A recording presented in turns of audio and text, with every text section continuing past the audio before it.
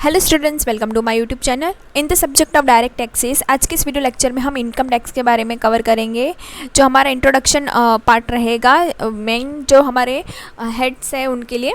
तो वहाँ पे हम डेफिनेशंस कवर करेंगे, कौन कौन सी इंपॉर्टेंट डेफिनेशन है, स्कोप ऑफ टोटल इनकम को देखेंगे, क्लासिफिकेशन ऑफ इनकम देखेंगे, इनकम टैक्स स्लैब्स क्या है आज वो देखेंगे, new regime and old regime का अकॉर्डिंग, डिडक्शन एंड एग्जेम्पशंस क्या होती है वो देखेंगे, टीडीएस के बारे में भी थोड़ा देखेंगे, फाइलिंग इनकम टैक्स रिटर्न किस तरह से होती है, advance tax and self assessment tax क्या होता है वो देखेंगे, एंड पेनल्टीज़ एंड प्रोसिक्यूशंस क्या होती है वो भी हम देखेंगे। तो वीडियो के एंड तक ज़रूर देखिएगा, और अगर पहली बार चैनल पर आए तो ज़रूर से सब्सक्राइब कर लीजिएगा, और प्ले लिस्ट ज़रूर चेक करिएगा, वहाँ पे एनएपी से रिलेटेड न्यू सब्जेक्ट्स मैंने कवर करे हुए हैं। तो आइए स्टार्ट करते video. Introduction to income tax. Income tax is a direct tax imposed by the government of India on an individual or the entity's income and earning during a financial year. The purpose of income tax is to generate revenue for the government to fund public service, infrastructure, defense, education, etc. ठीक है, तो जैसे हमने direct tax का first introduction lecture देखा, वहाँ पे हमने देखा इनकम टैक्स डायरेक्ट टैक्स का एक पार्ट है। ठीक है, वहाँ पे हमने क्या देखा था कि डायरेक्ट टैक्स किस तरह से वर्क करता है, वो फर्स्ट लेक्चर ज़रूर पहले आप देखिएगा, इसके बाद ये सेकंड लेक्चर पे आइएगा। ये यहाँ पे आई बटन पे जाकर या फिर डिस्क्रिप्शन में प्लेलिस्ट बनाई हुई है डायरेक्ट टैक्सेस की, उस पर जाकर आप देख सकते हो। ठीक है, तो इनकम टैक्स किस तरह से पर्टिकुलर इंडिविजुअल पर्सन पे लगता है या एंटिटी पे लगता है, उनके इनकम उसने साल भर में कितनी अर्न करी थी उस पर, उसके अकॉर्डिंग। ठीक है, तो वो इनकम का गवर्नमेंट क्या इस्तेमाल करती है, उसी इनकम से पब्लिक सर्विस प्रोवाइड करती है, इंफ्रास्ट्रक्चर बनाती है, एंड डिफेंस, एजुकेशन एक्सेट्रा जगहों पे उस इनकम टैक्स आई हुई इनकम टैक्स से वो गवर्नमेंट उस रेवेन्यू से गवर्नमेंट ये सब सर्विस प्रोवाइड करती है। गवर्निंग लॉ क्या है, इनकम टैक्स एक्ट 1961 है। एडमिनिस्ट्रेटिव बॉडी किस तरह से वर्क करती है, central board of direct taxes CBDT के अंडर आती है, ये अपेक्स बॉडी है, मैंने ऑलरेडी लास्ट लेक्चर में बताया हुआ है। फिर एप्लीकेबल पीरियड क्या है, फाइनेंशियल ईयर होता है 1 अप्रैल से 31 मार्च तक का। इंपॉर्टेंट डेफिनेशन देख लेते हैं कौन कौन सी है। फर्स्ट डेफिनेशन है असेसी, सेक्शन 2 सबसेक्शन 7। यहाँ पे इनकम टैक्स में यही है, सेक्शंस हमें याद रखने हैं, तो ज़रूर से आप पहले देखिएगा, डेफिनेशंस को भी समझने की कोशिश करिएगा, डेफिनेशन से ही आपको आगे चीज़ें समझ आएंगी। तो assessee is an person by whom any tax और any other sum of money is payable under the income tax act. It is also included a person like assessee कौन होगा, जो टैक्स पे कर रहे हैं। ठीक है, against whom any proceeding under the act has been initiated, who is deemed to be an assessee like the legal representative, and who is assessee is in default, example not deducting TDS। assessee वो सभी है person जो tax पे कर रहे हैं, ठीक है, या तो पे कर सकते हैं, तो वो सभी चीज़ें असेसी में आ जाएंगे, like the salaried employee filing ITR और the company not deducting TDS on the payment. With person की डेफिनेशन क्या बोल रही है, सेक्शन 2 सबसेक्शन 31। डेफिनेशन है the term person include the individual, मतलब हमारे और आपके जैसे इंडिविजुअल पर्सन हो गए। हिंदू अनडिवाइडेड फैमिली को भी हम पर्सन बोलेंगे, फिर कंपनी को भी पर्सन बोल रहे हैं, फर्म को भी पर्सन, फिर एसोसिएशन ऑफ पर्सन और द बॉडी ऑफ इंडिविजुअल को भी पर्सन है, local authority, artificial judiciary person like the temple, university etcetera, ये भी पर्सन के डेफिनेशन में ही आते हैं। Like both the single salary person and the business firm are considered person under the act। फिर इनकम की डेफिनेशन है सेक्शन 2 सबसेक्शन 24। इनकम इंक्लूड कौन कौन सी चीज़ें इनकम में आती है, जहाँ पे प्रॉफिट एंड गेन हुआ है हमें कहीं से, फिर डिविडेंड मिला हुआ है हम उसको भी इनकम कहेंगे, कैपिटल गेन हुआ है जैसे कोई फिक्स्ड असेट को हमने सेल करी, लैंड वगैरह, सैलरी मिली है हम उसको भी इनकम बोलेंगे, इंटरेस्ट मिला है, रेंट मिला है, कमीशन मिला है, उसको भी इनकम बोलेंगे, गिफ्ट मिला है अगर 50,000 से ज़्यादा की अमाउंट का है तो उसको भी हम इनकम बोलेंगे। फिर winning from the lotteries, batting etcetera, हमने बैटिंग करके या फिर लॉटरी जीते हैं तो उसको भी हम इनकम बोलेंगे। तो उसके पहले टाइप अलग अलग है, वो हम आगे देखने वाले हैं, लेकिन फिर भी वो डेफिनेशन के अंदर आती है इनकम की। लाइक द सैलरी अर्न हो गई, rental income, capital gain from the selling shares are all the income. फिर प्रीवियस ईयर की डेफिनेशन क्या बोलती है, सेक्शन 3 बोल रहा है प्रीवियस ईयर मतलब previous year is a financial year like the 1 April थी 31 March in which income is earn, it is the year immediately before the assessment year. ठीक है, तो जहाँ पे जिस ईयर में हमने अगले साल मतलब प्रीवियस ईयर, अभी का कौन सा होगा, अभी अगर लाइक 25-26 का हम टैक्स कर रहे हैं तो हमारा प्रीवियस ईयर होगा 1 अप्रैल 2024 टू 31 मार्च 2025, तो उसको हम प्रीवियस ईयर बोलेंगे। प्रीवियस ईयर में हमने जो जो इनकम अर्न करी उस पे हम टैक्स इस असेसमेंट ईयर में लगाएंगे। असेसमेंट ईयर मतलब सेक्शन 2 सबसेक्शन 9 बोल रहा है, assessment year is the year following the previous year, ठीक है, जो प्रीवियस ईयर के बाद क्या आएगा, in which the income is assess and taxed, ठीक है, जिसमें इनकम अर्न हुई है हमने उसको और उस पर टैक्स लगानी है वो। Like if income is earn in financial year 2024-25 it will be assess in 2025-26, ठीक है, जिस ईयर में हमने इनकम अर्न करी और दूसरे असेसमेंट ईयर में हमने टैक्स पे करना है।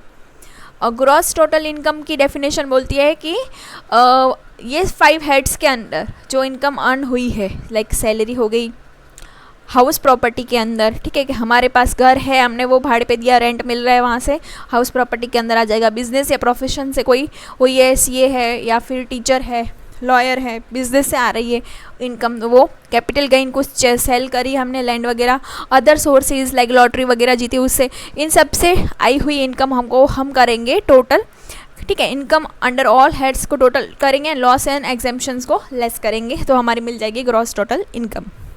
फिर टोटल इनकम की डेफिनेशन बोलती है सेक्शन 5 में कि it is a income chargeable to tax after all allowable deduction are subtracted from the gross total income. Like total income मतलब जो ग्रॉस टोटल इनकम हमने अभी काउंट करी उसमें से हम डिडक्शंस लेस करेंगे, like chapter 6A like 80C 80D etcetera, ठीक है, जो डिडक्शंस है उसको हम लेस करेंगे, जो गवर्नमेंट ने बनाए हुए हैं डिडक्शन उसको लेस करेंगे तो हमें मिल जाएगी टोटल इनकम। फिर रेसिडेंशियल स्टेटस भी सेक्शन 6 बोलता है, ये पूरा सेपरेट चैप्टर है, हम उसको इन डिटेल में आगे समझाऊंगी, यहाँ पे सिर्फ हम थोड़ा इंट्रोडक्शन देख लेते हैं कि डेफिनेशन बोलती है कि determine the scope of taxable income Indian और the global based on the physical presence in India, ठीक है, आप इंडिया में कितने दिन रहे हो, ठीक है, उसके बेसिस पे आपकी टैक्स काउंट होती है, इंडियन सिटीजनशिप पे नहीं होती है कि आप इंडिया में के ही हो, इसके बेसिस पे नहीं होती है। लाइक कैटेगरी बनाई गई है रेसिडेंट एंड ऑर्डिनरी रेसिडेंट की, जहाँ पे आपको इंडिया में 182 डेज से ज़्यादा 182 डेज़ या 182 डेज से ज़्यादा, या तो प्रीवियस 4 सालों में हमने कितने साल 60 डेज प्लस 365 डेज हमने स्टे करा हो इंडिया में और वो कुछ अर्न करा है, तो हम बोलेंगे उसको रेसिडेंट और ऑर्डिनरी रेसिडेंट। और फिर नेक्स्ट है resident but not ordinary resident, जहाँ पे लिमिटेड टैक्सेबिलिटी होगी नॉन रेसिडेंट की, only Indian source income tax होगी वही उस पर काउंट होगी, ठीक है, ये हम आगे इन डिटेल समझेंगे। फिर एग्रीकल्चर इनकम है जो बोलती है section 2 subsection 1A income derive from the land use for the agriculture, ठीक है, एग्रीकल्चर एक्टिविटीज़ में हमने कुछ वहाँ पे उगाया है और उससे हमने कुछ इनकम मिल रही है। फिर रेंट और रेवेन्यू मिल रहा है उस लैंड से, या तो income from the processing of the agriculture produce, ठीक है, हमने या तो फिर कुछ बीज वगैरह उससे मिल रहे हैं और उसको सेल आउट करके हमने कुछ इनकम अर्न करी है, तो वो सब एग्रीकल्चर इनकम आ जाएगी। एग्रीकल्चर इनकम इंडिया में एग्जेम्प्ट है, लेकिन कुछ एग्रीकल्चर इनकम पे कैलकुलेशन करी जाती है, तो वो कौन कौन सी है नेक्स्ट टॉपिक पे हम देखेंगे। एग्जेम्प्टेड इनकम पे एग्रीकल्चर इनकम पूरा अच्छे से समझेंगे। फिर कैपिटल असेट जहाँ पे डेफिनेशन बोलती है लाइक लैंड हो गई, building, house, shares, bond, mutual funds, jewellery, art work etcetera, ये सब कैपिटल असेट में आती है। सेक्शन 2 सबसेक्शन 14 ये बोल रहा है एक्सक्लूडेड स्टॉक इन ट्रेड हो गया, या तो पर्सनल मूवेबल इफेक्ट्स हो गए लाइक द ज्वेलरी के अलावा, तो ये सब चीज़ें हो जाएंगी हमारी कैपिटल असेट की डेफिनेशन में नहीं आती। कौन सी आती है कौन सी नहीं आती वो एग्जैक्टली बताई हुई है, तो आपको इसके अकॉर्डिंग ही याद रखनी है। फिर बिजनेस की definition 2 subsection 13 any trade, commerce और द मैन्युफैक्चरिंग इंक्लूडिंग सर्विस, तो उसको हम बोलेंगे बिजनेस, ठीक है। फिर प्रोफेशन की definition vocation involving intellectual skill like doctor CA, जहाँ पे अपने माइंड से आपने कुछ अर्न करा है, ठीक है। फिर फर्म की definition 2 subsection 23 partnership firm registered under the Indian partnership act, तो वो फर्म की डेफिनेशन में आ जाएगी।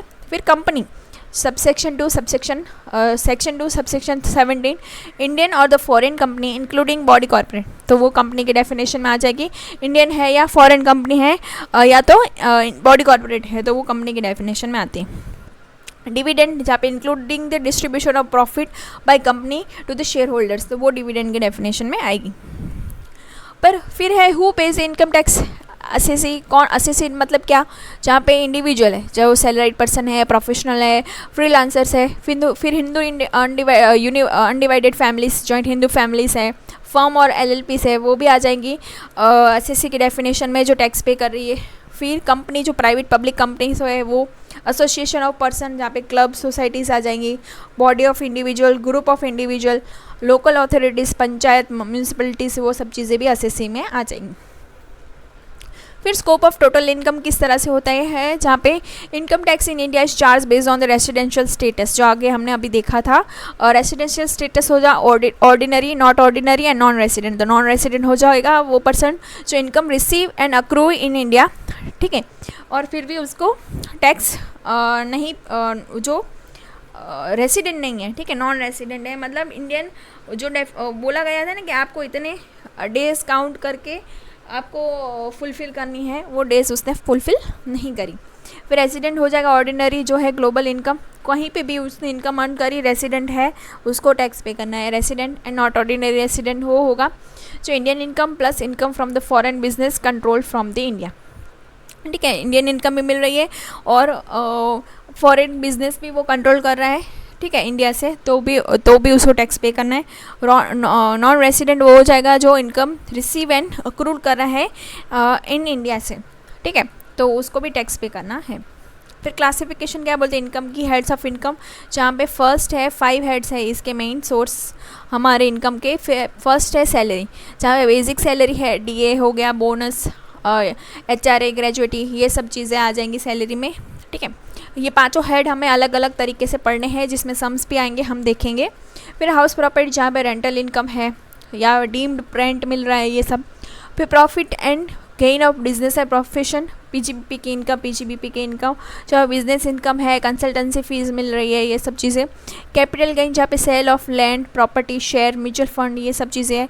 Income from the other source like the interest, dividend, lottery, gift, तो ये सब अदर सोर्सेस में आ जाएगा। तो ये हमें आगे इन डिटेल अच्छे से देखना है। इनकम स्लैब हम देखें तो न्यू रिजिम के अकॉर्डिंग 3 लाख तक कुछ नहीं पे करना है, 3 लाख से ज़्यादा 6 लाख तक 5%, 6 से 9 में 10, 9 से 12 में 15%, 12 से 15 लाख के बीच 20%, और 15 लाख से ज़्यादा है तो 30%, और 4% हमने हेल्थ एंड एजुकेशन सेस लगाना है एंड सरचार्ज लगाना है फॉर द हाई अर्नर्स।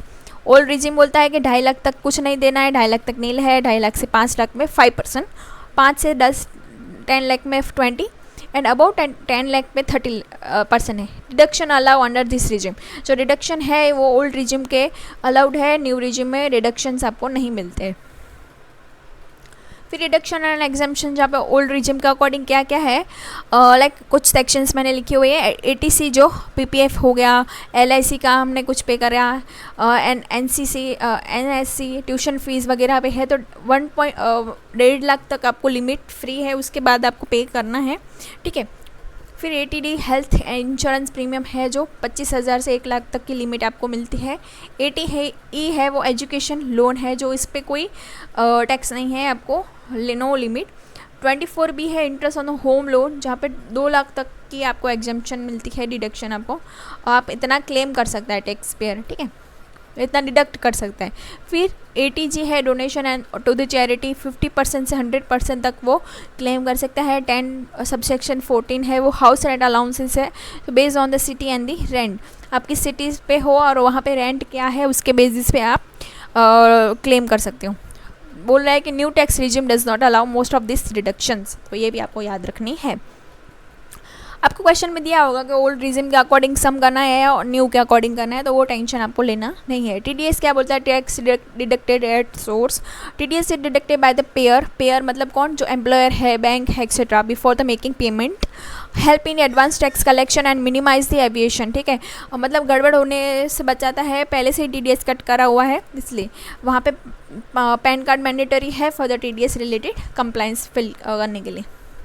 फिर फाइलिंग इनकम टैक्स किस तरह से होती है, आईटीआर, आईटीआर फर्स्ट है सहज, ठीक है, आपको याद रखना है। एप्लीकेबल है individual with salary, pension and one house, ठीक है, उनके लिए, मतलब एक घर है आपके पास, सैलरी मिल रही है आपको, पेंशन मिल रहा है, तो आपको आईटीआर 1 फाइल करनी है। फिर आईटीआर 2 हो जाएगा individual with capital gain, ITR 3 है individual with a business profession and income. ITR 4 है सुगम, तो है प्रिजम्पटिव इनकम स्कीम्स है, उसके अकॉर्डिंग आ जाएगी। फिर ITR 5 से 7 तक firm, LLP companies, trust etcetera, उन सबको ये फाइल करनी है। फिर फाइलिंग डेडलाइन है नॉन ऑडिट केसेस में 31 जुलाई लास्ट है, वो याद रखनी है। ये सब चीज़ें भी हम इन डिटेल देखेंगे, वही बोल रही हूँ, ये पूरा एकदम इंट्रोडक्टरी लेक्चर्स है आपके। Advance tax and self assessment tax है, जहाँ पे एडवांस टैक्स आपको applies if the tax due is 10,000 per year.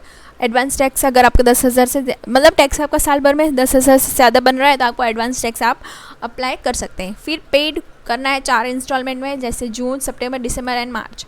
Final tax payment is self assessment tax before filing return, तो ये भी आपको याद रखनी है। फिर पेनल्टीज एंड प्रोसिक्यूशन किस तरह से होती है, जहाँ पे लेट फाइल कर रहे हैं अगर आप ITR तो 1000 से लेके 5000 तक आपको फाइन हो सकती है, पेनल्टी हो सकती है। और सेक्शन 234F में और भी चीज़ें मेंशन है। फिर इंटरेस्ट ऑन लेट पेमेंट, अगर लेट पेमेंट में भी आप बहुत डिले हो गए हो तो उस पर भी इंटरेस्ट लग रहा है, तो वो भी section 234A, B, 34B and 34C में मेंशन है। फिर concealment and the misreporting, मतलब आपने गलत इनकम दिखा दी तो पेनल्टी है up to 200% of the tax and not filing return. ठीक है, आपने टैक्स ही मतलब रिटर्न ही फाइल नहीं करी तो पॉसिबल प्रोसिक्यूशन इन सीरियस केसेस।